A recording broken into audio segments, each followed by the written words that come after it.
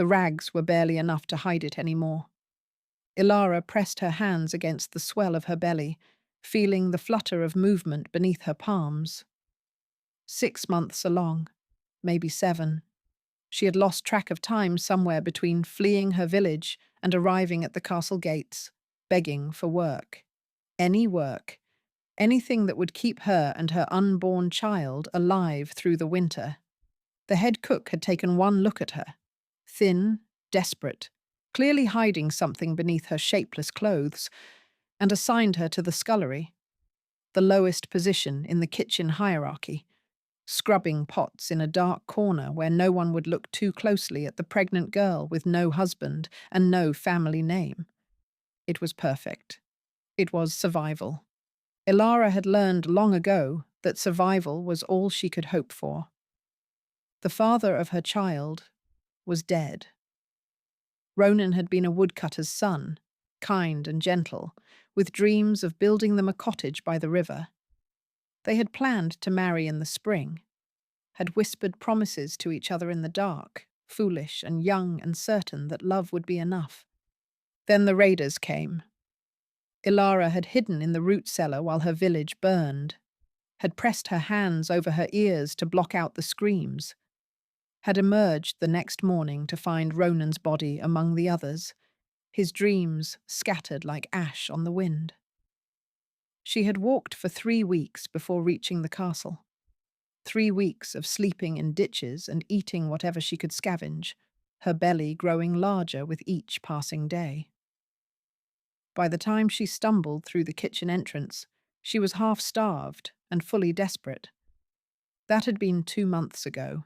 2 months of keeping her head down, working until her back screamed, hiding her pregnancy beneath layers of ragged cloth. The other servants whispered about her. She could feel their curious stares, hear their muttered speculation. But no one had confronted her directly. Not yet. She knew it couldn't last. Soon she would be too big to hide. Soon someone would notice, and she would be thrown out into the cold with nothing but the clothes on her back and a baby she couldn't feed. But not today. Today she would scrub pots and stay invisible and pray for one more day of safety. Girl, you there, in the corner. Ilara's blood froze. She turned slowly, keeping her body angled away from the speaker, her arms wrapped protectively around her middle. The head cook stood in the doorway, her face pinched with irritation. The king requires refreshment in his study. Take this tray up. Now. Me. Ilara's voice came out thin, strained. Surely one of the others are busy with dinner preparations. You're the only one available. The cook thrust a silver tray into her hands, a decanter of wine, a single goblet, a plate of cheese and bread. 3rd floor, east wing, 2nd door on the left. Don't dawdle, don't speak unless spoken to, and for the love of all that's holy, don't drop anything. Ilara's hands trembled as she took the tray. The weight of it pressed against her belly, and she had to adjust her grip to keep the swell hidden beneath her loose clothing. The king. She was being sent to serve the Lycan king. Everyone in the kingdom knew the stories. King Kalan had ruled the northern territories for 3 centuries, a warrior and a conqueror who had united the Lycan packs through blood and diplomacy. They said he could smell lies. They said he could hear a heartbeat from across a room. They said he was more wolf than man, barely civilized beneath the veneer of royalty. They said a great many things, and Ilara believed most of them. She climbed the stairs slowly, her legs aching, her heart pounding against her ribs. The tray grew heavier with each step. By the time she reached the 3rd floor, she was breathing hard, sweat beading on her forehead, despite the chill in the stone corridors. The door to the king's study was heavy oak, carved with wolves and moons. Ilara paused to catch her breath, then knocked. Enter. The voice was low. commanding, the kind of voice that expected obedience and always received it. Ilara pushed open the door and stepped inside. The study was warm, lit by a roaring fire and dozens of candles. Books lined every wall, leather-bound volumes in languages she couldn't read. A massive desk dominated the center of the room, covered in maps and documents, and behind that desk sat the Lycan king. He was larger than she had imagined. Broad shoulders, powerful build, the kind of body that spoke of centuries of warfare. Dark hair shot through with silver swept back from a face that was all hard angles and shadows. But it was his eyes that caught her. Pale grey, almost silver, fixed on her with an intensity that made her want to flee. "Your Majesty." She dropped into a curtsy, keeping the tray balanced with practiced care. "Your refreshment." "Set it on the desk." She crossed the room on legs that felt like water. The fire was too warm. The king's gaze was too heavy.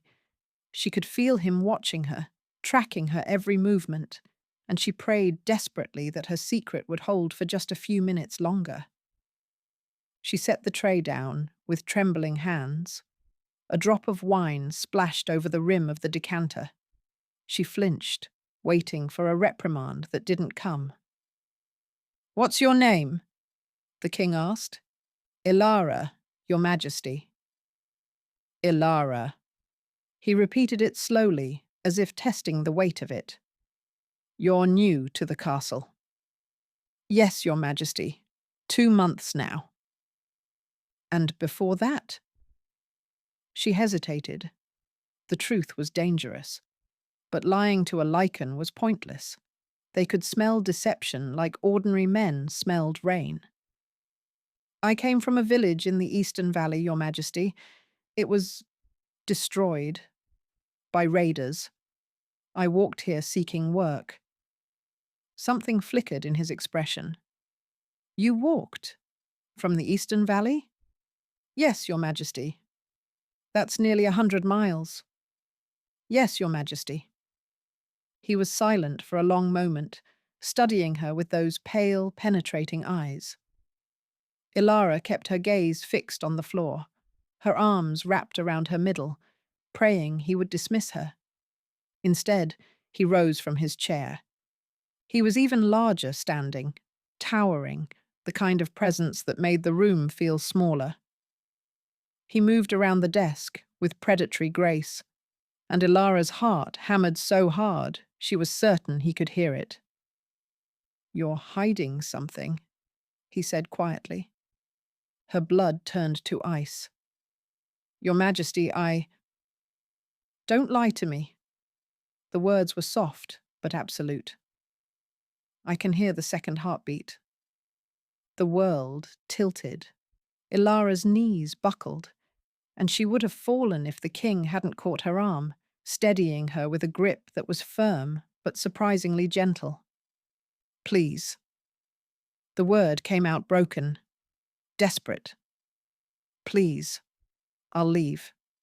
Tonight. I won't cause any trouble, I swear. Just please don't." "Don't what?" His brow furrowed. "What do you think I'm going to do?" "I don't know." Tears spilled down her cheeks. "I don't know, but I can't lose this baby. It's all I have left of him. It's all I have left of anything." The king was silent. His grip on her arm loosened but didn't release. When he spoke again, his voice was different, softer, almost gentle. "Who was he?" "The father." His name was Ronan. The name tore out of her like a wound reopening. "He was a woodcutter's son. We were going to be married. And then the raiders came and he—" She couldn't finish. The grief was too fresh, even after all these months. The king guided her to a chair by the fire and pressed her into it. She sat, because her legs wouldn't hold her anymore, clutching her belly like it was the only solid thing in a world that had turned to smoke. "Look at me, Ilara." She raised her eyes. The king had crouched down before her, bringing his face level with hers. This close, she could see the lines around his eyes, the weight of centuries in his gaze. He looked tired, she realized. Not cruel or predatory, but tired and something else. Something that might have been compassion. You walked 100 miles, pregnant and alone, through winter, to find safety for your child, he said. And then you worked in my kitchens for 2 months, hiding your condition, scrubbing pots until your hands bled, all to protect a baby that isn't even born yet. I had no choice. You had many choices. You could have given up, could have abandoned the pregnancy, could have let despair consume you. His eyes held hers, steady and certain. Instead, you fought. You survived. You protected your child with everything you had. I don't understand. Her voice shook. Why are you... What do you want from me? The Lycan king straightened. He looked down at her, this small, desperate, pregnant woman who had stumbled into his castle seeking nothing but a chance to survive, and something shifted in his expression. I want nothing from you, he said, but I'm going to give you something. Safety. A room of your own, warm and dry, food enough for 2, a midwife when your time comes, and protection for as long as you need it. Ilara stared at him. The words didn't make sense. Nothing about this made sense. Why? She whispered. The king's jaw tightened. When he spoke, his voice was rough with something she couldn't name. Because that child, he said, is mine to protect now, and so are you. The room he gave her was larger than the cottage she had shared with her mother as a child. Ilara stood in the center of it, turning slowly, trying to absorb what she was seeing. A real bed with a thick mattress and piles of blankets. A hearth with a fire already crackling, filling the space with warmth. A wardrobe, a writing desk, windows with actual glass, looking out over the castle gardens. This can't be for me, she said. It is. Kaelin stood in the doorway, watching her with an expression she couldn't read. The midwife will come tomorrow to examine you. In the meantime, I've had food sent up. You need to eat, properly, not whatever scraps you've been surviving on in the kitchens. Ilara turned to face him. In the soft firelight, he looked less intimidating than he had in the study. Still massive, still powerful. But there was something almost gentle in the way he held himself, as if he was trying not to frighten her. I don't understand, she said. Why are you doing this? You don't know me. You owe me nothing. I know enough. He stepped into the room, then seemed to think better of it, and stopped, maintaining the distance between them. I know you lost everything and still kept fighting. I know you put your child's life above your own comfort, your own safety. I know the kind of strength that takes. That's not strength. That's desperation. Sometimes they're the same thing. Ilara sank onto the edge of the bed. Her legs were shaking, from exhaustion, from relief, from the sheer overwhelming impossibility of everything that had happened in the last hour. She pressed her hands to her belly and felt the baby kick, strong and insistent, as if reminding her that they were still here, still alive. The father, Kaelin said quietly. Ronan, you loved him. It wasn't a question, but she answered anyway. More than anything, he was good. Truly good, in a way most people aren't. He would have been a wonderful father. I'm sorry you lost him. The words were simple, direct, and somehow they meant more than all the elaborate condolences she had received in the weeks after the raid. the empty platitudes from strangers who didn't know Ronan and didn't care about her grief. "Thank you," she whispered. Kaelin moved to the fireplace, adjusting a log with the poker. The flames danced higher, casting his shadow across the wall. "I should tell you something, so there are no misunderstandings between us." Ilara's stomach tightened. Here it was. The catch. The price for all this kindness. "When I said the child is mine to protect, I meant it," he continued.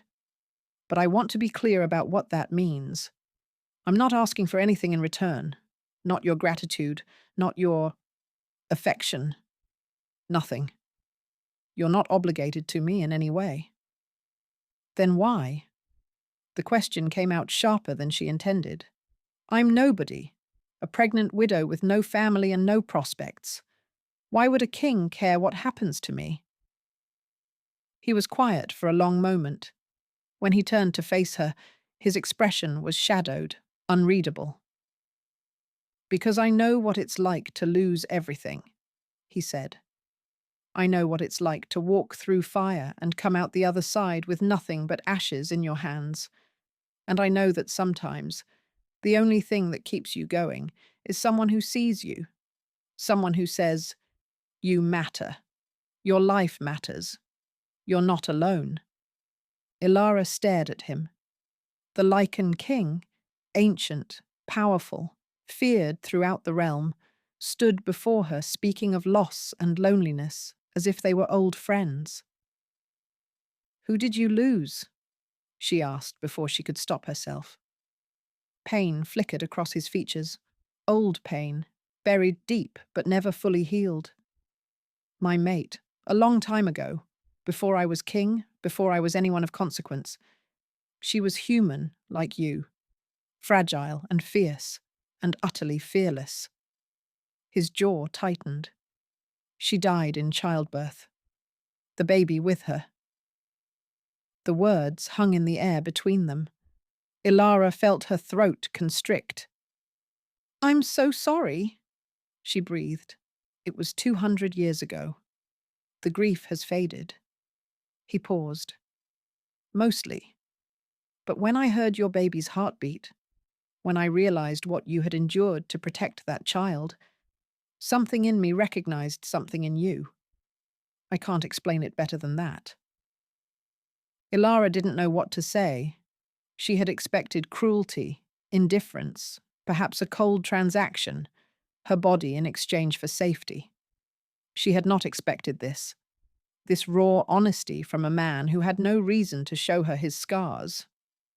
"I won't pretend to understand fate or destiny or whatever forces guide our lives," Kaelin continued. "But I believe you were meant to come here. I believe that child was meant to be born under this roof, protected by these walls. And I believe—" He stopped, shook his head. "Never mind. It's not important." "What?" Ilara leaned forward. "What do you believe?" He met her eyes, and for a moment, she saw something vulnerable beneath the centuries of armor. "I believe I was meant to find you," he said quietly. "Both of you." The fire crackled. Somewhere in the distance, a wolf howled. One of the Lycans patrolling the castle grounds, perhaps, or a wild creature calling to its pack. Ilara pressed her hand to her belly and felt her baby shift, settling into a new position. "I don't know what to say," she admitted. "You don't have to say anything. Just rest. Eat. Let yourself heal." He moved toward the door, then paused with his hand on the frame. "I'll check on you tomorrow. If you need anything before then, there's a bell pull by the bed. Someone will come." "Kaelin." He turned at the sound of his name, the first time she had used it without his title. "Thank you," she said. "I know you say I don't owe you anything, but thank you. For seeing me. For caring. It's been a long time since anyone has." Something softened in his expression. You're welcome, Ilara. Sleep well. He was gone before she could respond, the door closing softly behind him. Ilara sat on the edge of the bed for a long time, her hands resting on her belly, trying to process everything that had happened. This morning, she had been a scullery maid, hiding her pregnancy under rags, counting the days until her secret was discovered, and she was thrown out into the cold. Now she was sitting in a warm room with a soft bed and a fire, under the protection of the Lycan king himself. It didn't feel real. None of it felt real. But the baby kicked again, insistent and alive, and Ilara allowed herself to feel something she hadn't felt in months. Hope.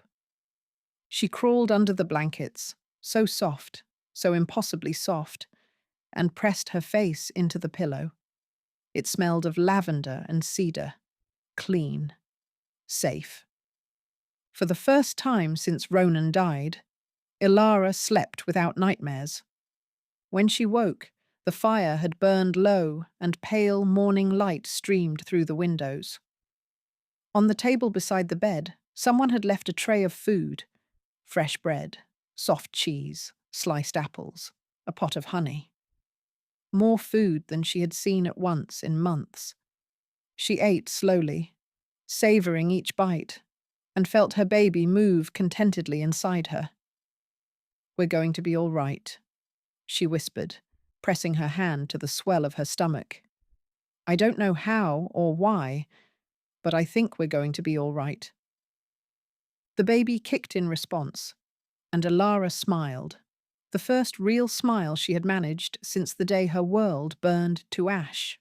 The weeks that followed were unlike anything Ilara had ever experienced.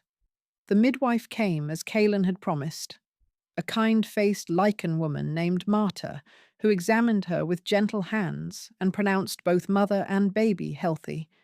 She prescribed rest, good food, and daily walks in the castle gardens.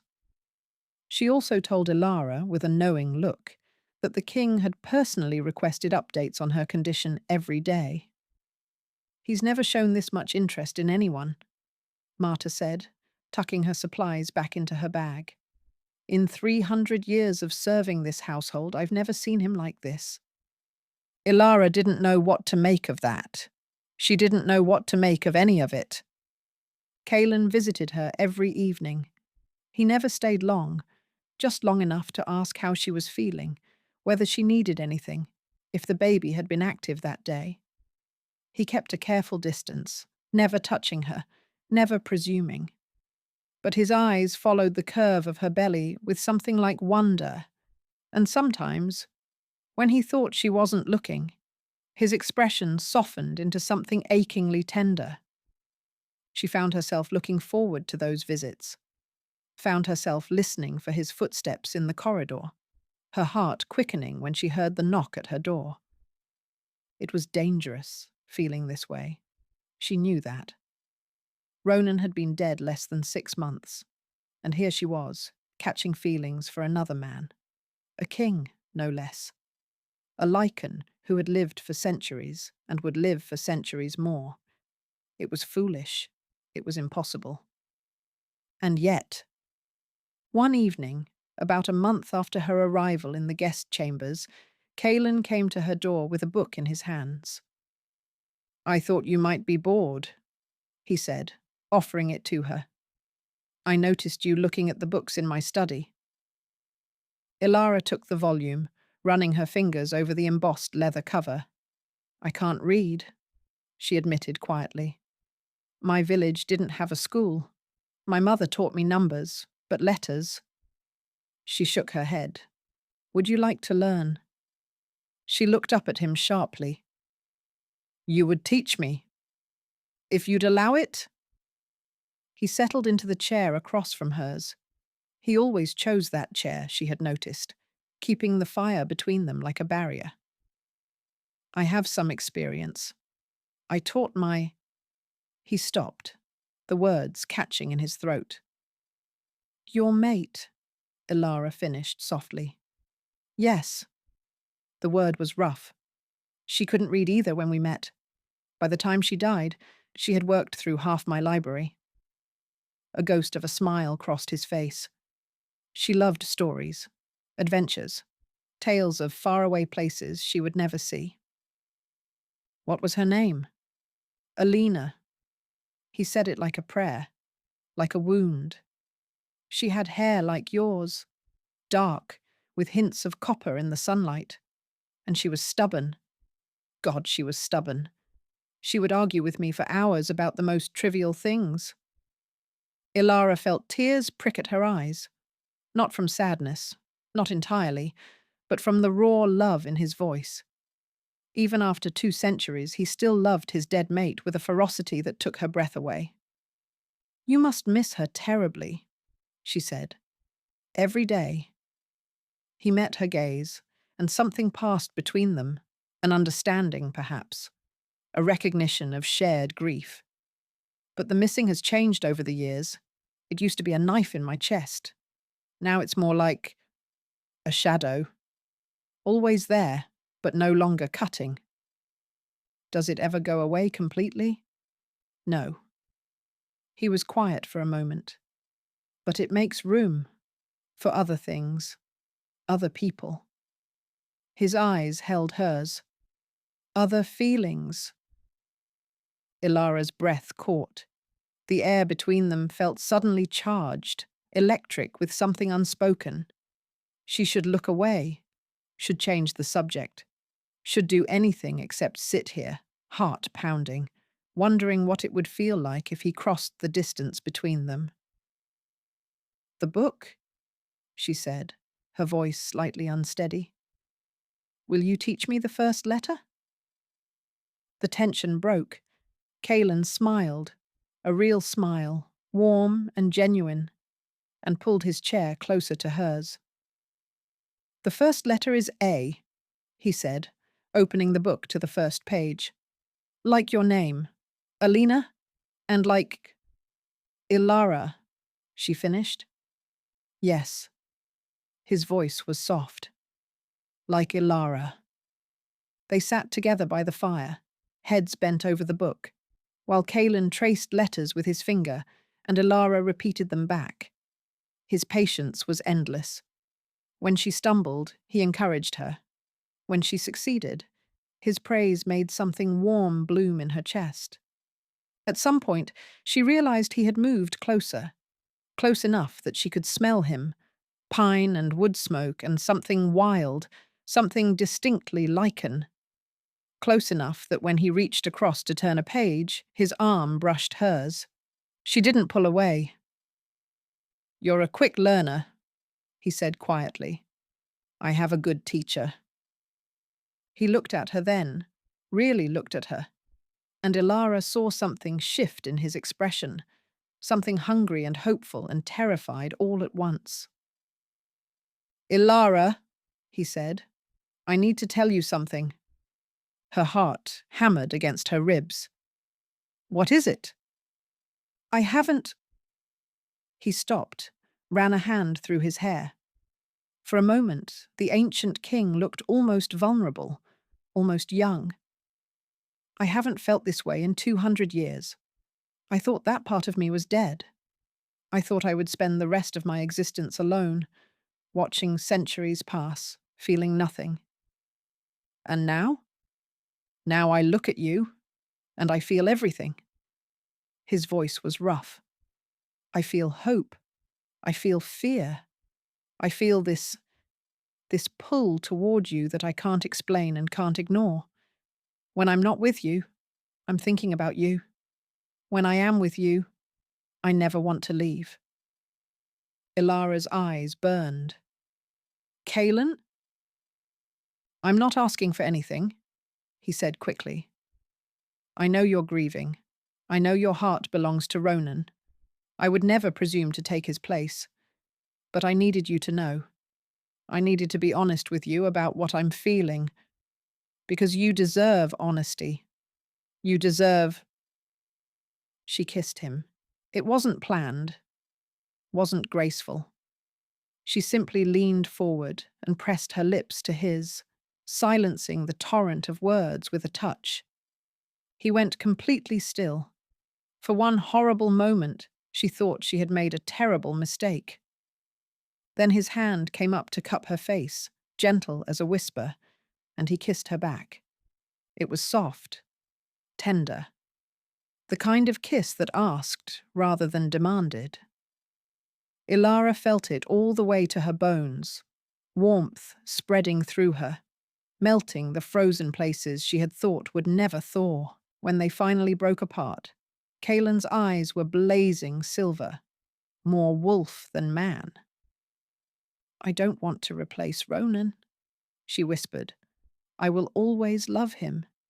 He will always be the father of my child." "I know.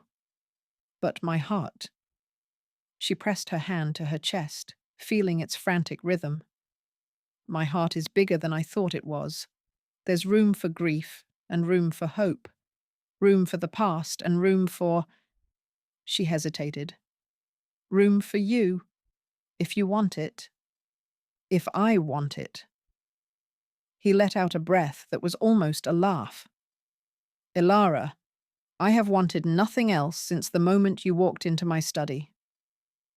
"Then stop being so careful with me." She reached up and touched his face, feeling the rough stubble beneath her palm. "Stop keeping your distance. Stop treating me like I might break. You're pregnant. You're grieving. You've been through hell. And I'm still standing." Her voice was steady now, certain. "I'm still here. I'm still fighting. And I'm choosing this. I'm choosing you." Kaelin closed his eyes. When he opened them again, they were wet. "You're sure?" he asked. "Because once I let myself love you, once I let myself hope, I won't be able to stop. I won't be able to go back to keeping my distance. I'll be yours, Ilara, completely, irrevocably, for as long as you'll have me." She thought of Ronan, of his gentle hands and his kind eyes, and the future they had planned together. She thought of the baby growing inside her, the child who would never know its father. And she thought of Kaelin, of his patience and his kindness, and the way he looked at her like she was something precious, something worth protecting, something worth loving. "I'm sure," she said. "I choose you." He kissed her again, deeper this time, and Ilara felt something inside her shift into place. Not a replacement for what she had lost. Something new, something that existed alongside her grief, intertwined with it, making space for both sorrow and joy. Outside, the moon rose over the mountains, and somewhere in the depths of her belly, her baby kicked, strong and insistent and alive. A new beginning, born from the ashes of everything that came before. The pains started 3 weeks later.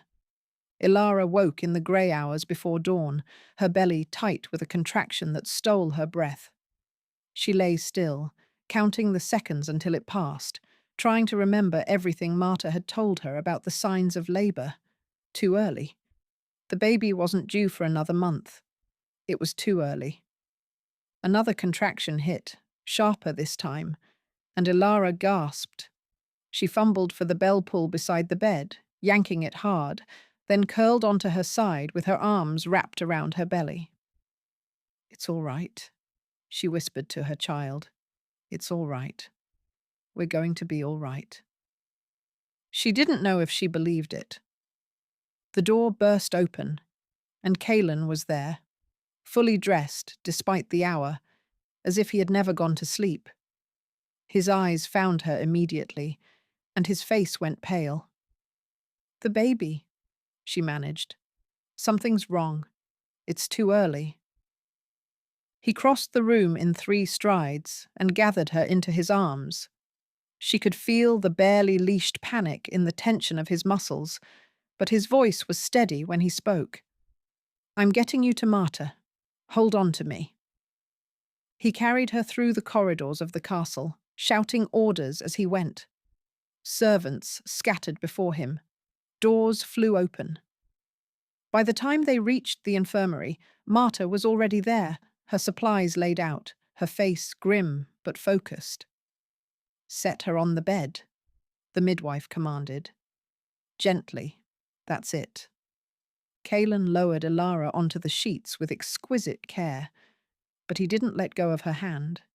His grip was tight enough to hurt, and she held on just as fiercely. "The baby's coming early," Marta said, her hands moving with practiced efficiency as she examined Ilara. "A month early, but that's not unheard of. I've delivered babies earlier than this who thrived." "And the ones who didn't?" Ilara's voice cracked. Marta met her eyes with unflinching honesty.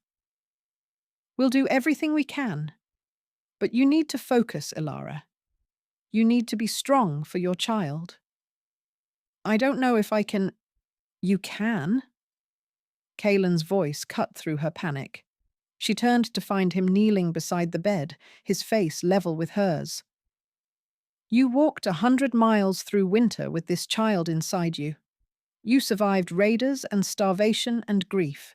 You are the strongest person I have ever known, and you can do this." Another contraction tore through her, and Ilara screamed. She felt Kalen's hand tighten around hers, felt his other hand smooth the hair back from her face, heard his voice murmuring reassurances she couldn't quite process through the haze of pain.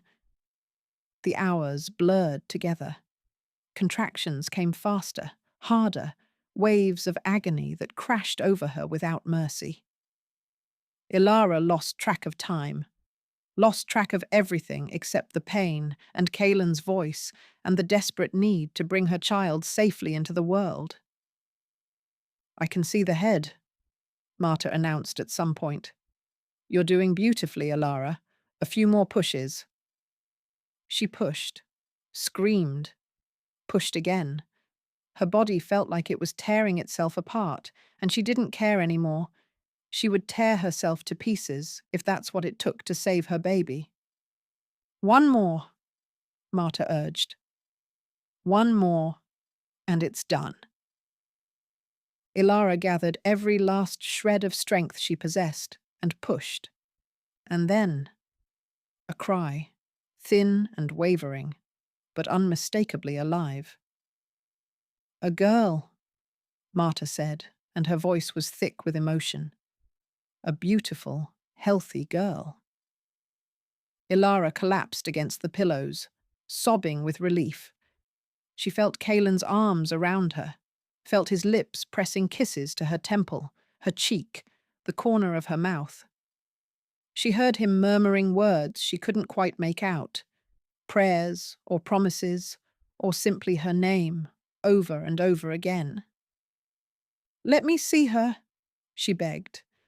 "Please, let me see her." Marta placed the baby in her arms, tiny and wrinkled and perfect, with a cap of dark hair and eyes squeezed shut against the light. Ilara cradled her daughter against her chest, feeling the warm weight of her, the flutter of her heartbeat, the miracle of her existence. "Hello, little one," she whispered through her tears. "Hello. I've waited so long to meet you." The baby's eyes opened, just a sliver, and Ilara caught a glimpse of deep blue, the colour of a summer sky. Ronan's eyes.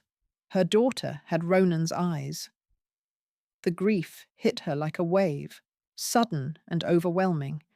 She had thought she was prepared for this, had thought she had made peace with raising Ronan's child without him.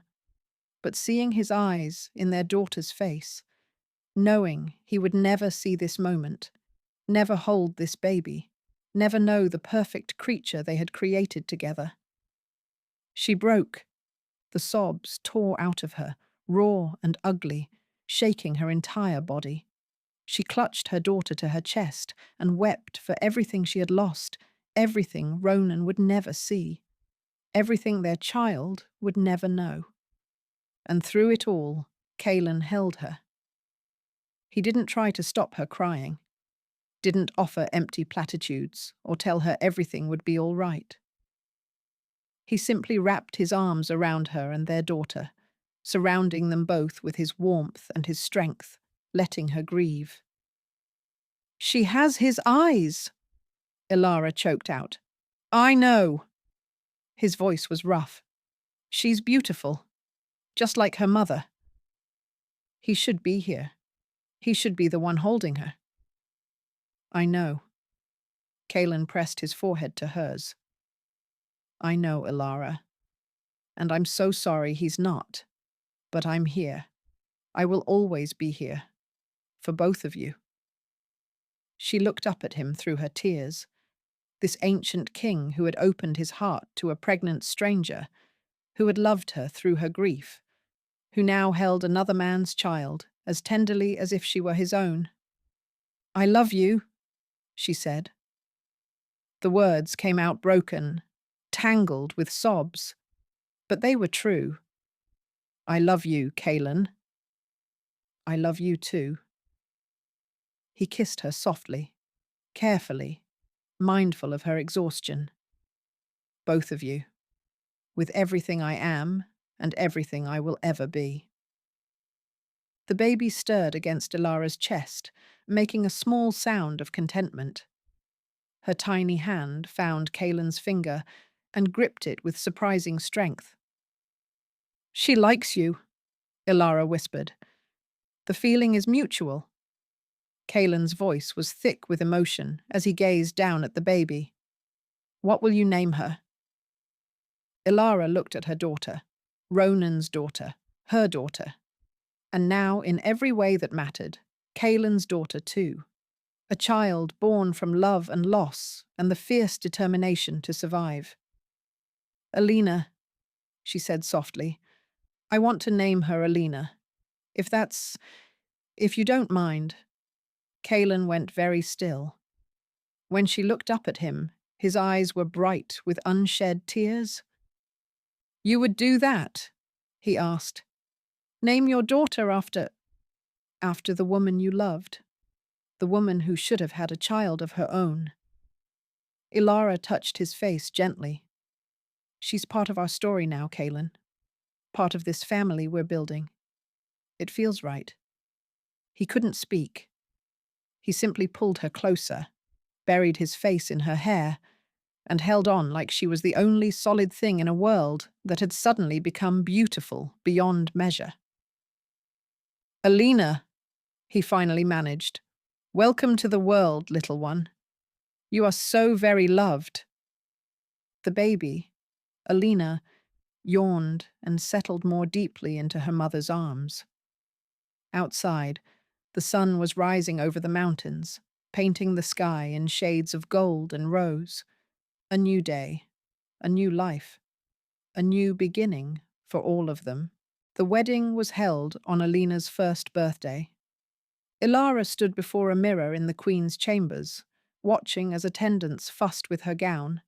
Ivory silk embroidered with silver thread, simple and elegant. Her daughter sat on a blanket nearby, babbling happily at a wooden wolf that Kalen had carved for her dark hair curling around her face and her blue eyes bright with curiosity. Ronan's eyes. Every time Ilara looked at her daughter, she saw the man she had loved, the man who had given her this perfect, precious child, and she felt nothing but gratitude. "You look beautiful." She turned to find Kalen in the doorway, resplendent in black and silver. His eyes swept over her, warm with admiration, then shifted to Alina on the floor. The fierce protectiveness in his gaze had never faded. If anything, it had grown stronger over the past year. "You're not supposed to see me before the ceremony," Ilara said, but she was smiling. "I've never been good at following rules." He crossed the room and scooped Alina into his arms.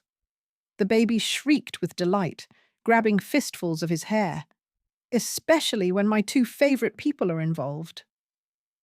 Ilara watched them together, her daughter and the man who had chosen to be her father.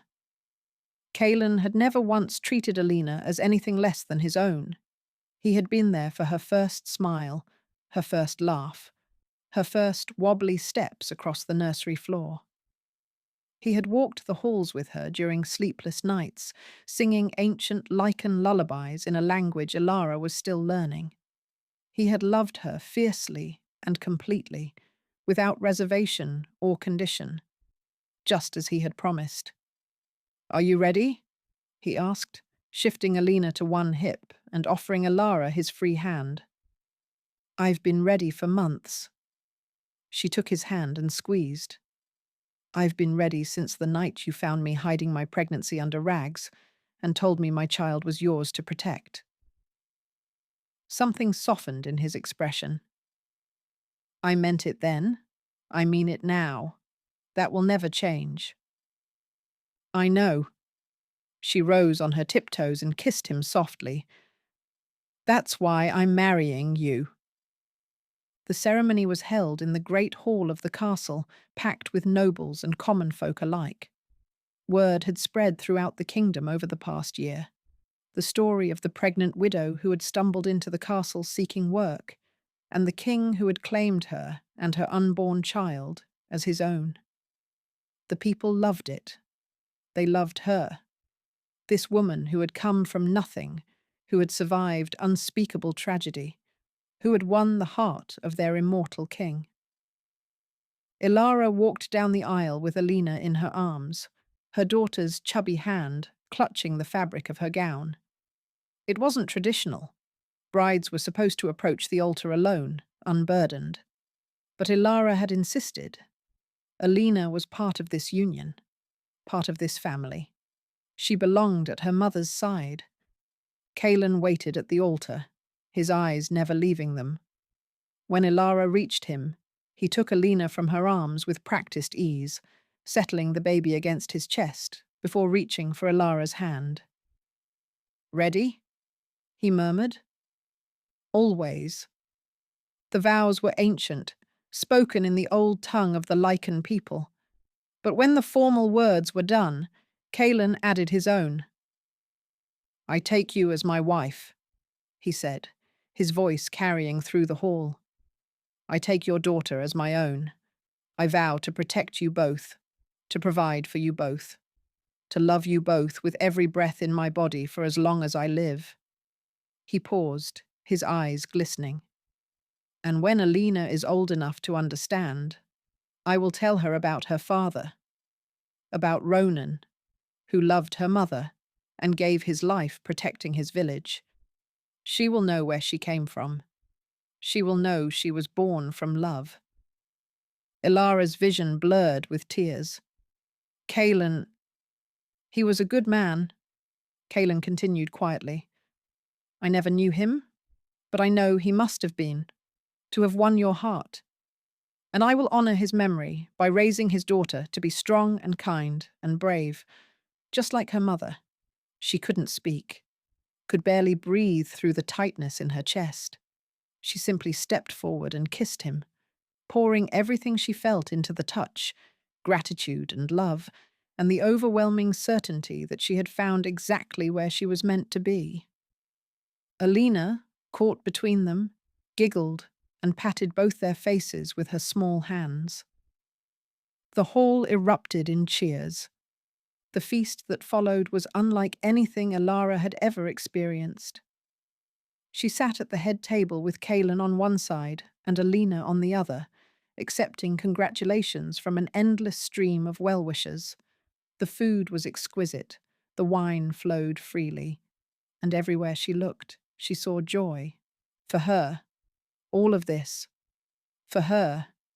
Midway through the evening, a messenger arrived with news from the Eastern Territories. Ilara watched Kaelan read the letter, watched his expression shift from curiosity to grim satisfaction. "What is it?"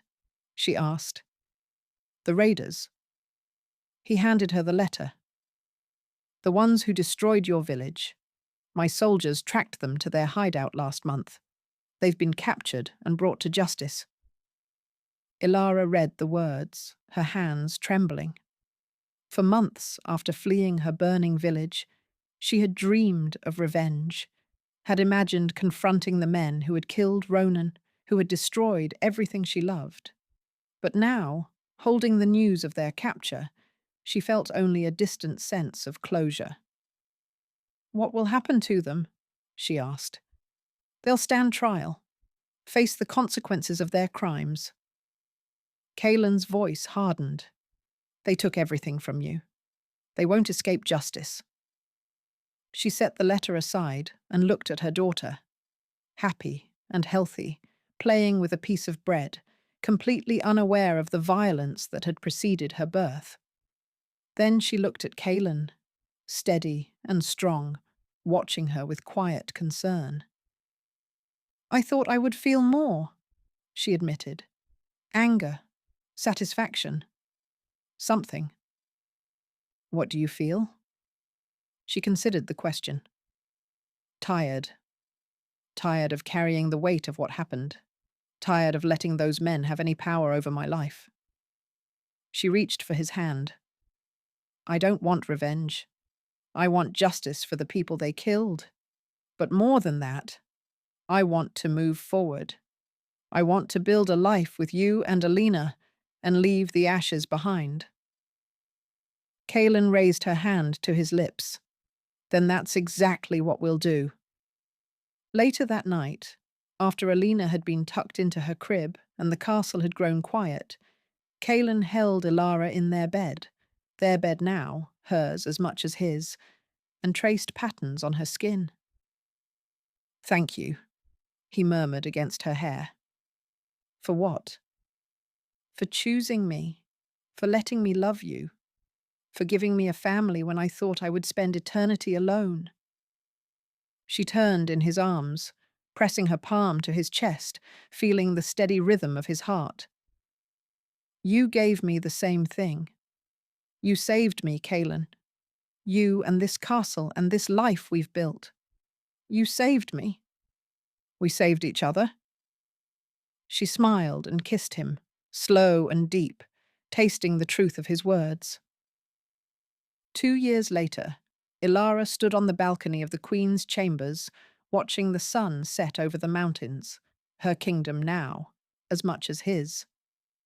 Alina played in the garden below, chasing butterflies, her dark curls bouncing as she ran. And in Ilara's arms, a newborn son slept peacefully. Ronan, named for the man who had started it all. Kaelin came up behind her, wrapping his arms around her waist, careful not to disturb the baby. "You're brooding," he said. "I'm reflecting. There's a difference." And what are you reflecting on?"